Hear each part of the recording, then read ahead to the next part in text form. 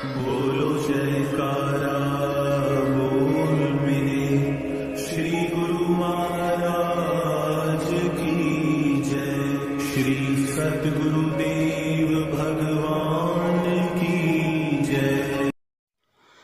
गुरुमुखो, हमें अपने गुरु जी के प्रति हमेशा इस तरह तैयार रहना चाहिए और उनके प्रति ऐसी भक्ति होनी चाहिए जैसे इस कहानी में हम आपको बताएंगे। एक समय की बात है, आचार्य द्रोण राजकुमारों को धनुर्विद्या की विधिवत शिक्षा प्रदान करने लगे। उन राजकुमारों में अर्जुन के अत्यंत प्रतिभावान और गुरु भक्त होने के कारण वे द्रोणाचार्य के प्रिय शिष्य थे। द्रोणाचार्य का अपने पुत्र अश्वत्थामा पर भी विशेष अनुराग था, इसलिए धनुर्विद्या में वे भी सभी राजकुमारों में अग्रणी थे। किंतु अर्जुन अश्वत्थामा से भी अधिक प्रतिभावान थे। एक रात्रि को गुरु के आश्रम में जब सभी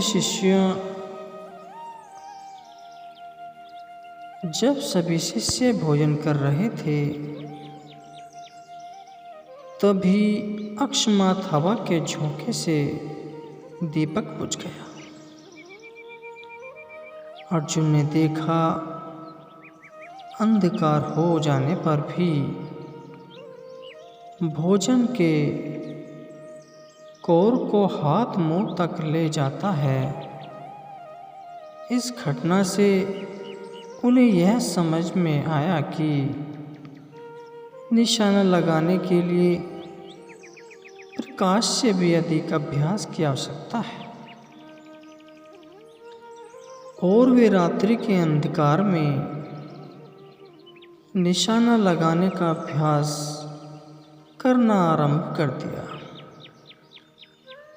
गुरु द्रोण उनके इस प्रकार के अभ्यास से अत्यंत प्रसन्न हुए।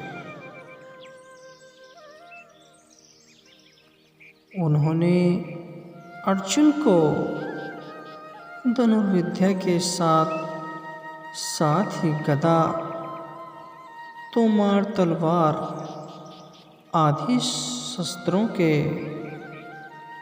प्रयोग में निपुण कर दिया।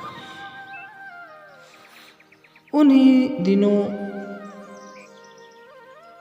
हिरण्यधनु नामक निषाद का पुत्र एकलव्य भी धनुर्विद्या सीखने के उद्देश्य से द्रोणाचार्य के आश्रम में आया।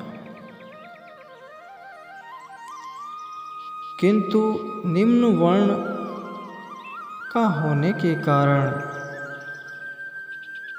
द्रोणाचार्य ने उसे अपना शिष्य बनाना स्वीकार नहीं किया, क्योंकि वह क्षत्रिय नहीं था। निराश होकर एकलव्य वन में चला गया। उसने द्रोणाचार्य की एक मूर्ति बनाई और उस मूर्ति को गुरु मानकर धनुर्विद्या का अभ्यास करने लगा। एकाग्रचित से साधना करते हुए अल्पकाल में ही वह धनुर्विद्या में अत्यंत निपुण हो गया। एक दिन सारे राजकुमार गुरु द्रोण के साथ आखेट के लिए, शिकार के लिए उसी वन में गए जहाँ पर एकलव्य आश्रम बनाकर धनुर्विद्या का अभ्यास कर रहा था।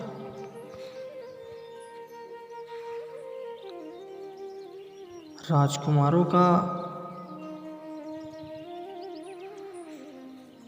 कुत्ता भटक कर एकलव्य के आश्रम में जा पहुंचा। एकलव्य को देखकर वह भौंकने लगा। इससे क्रोधित होकर एकलव्य ने उस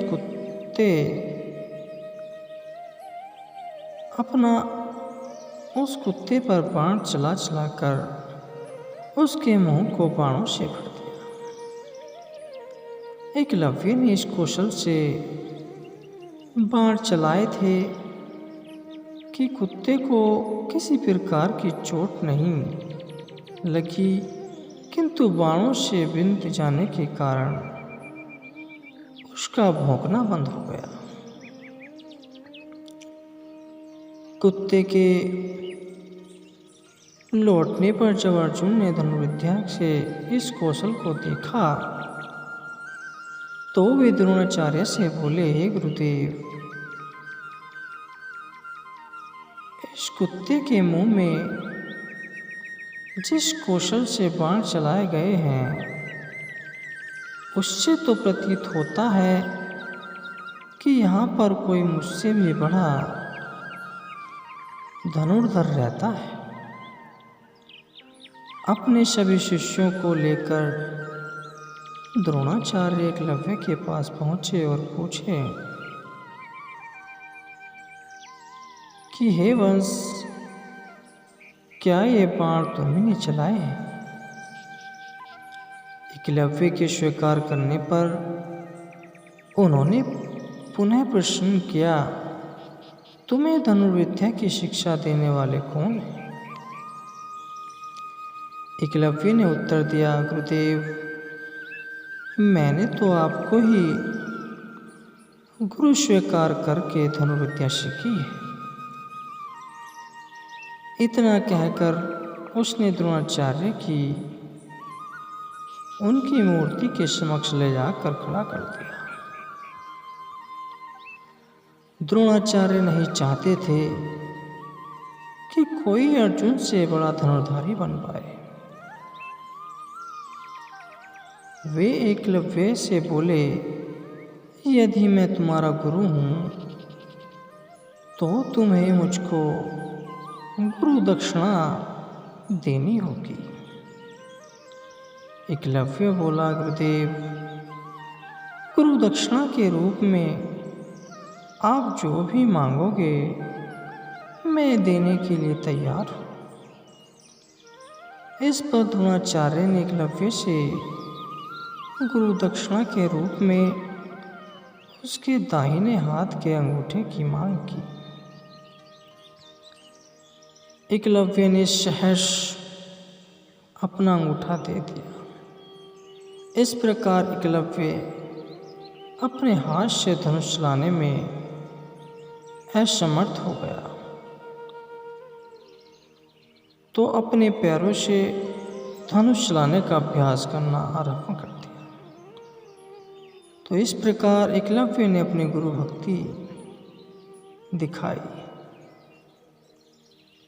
आज की वीडियो कैसी लगी? वीडियो को लाइक करें, कमेंट करें और चैनल को सब्सक्राइब जरूर करें।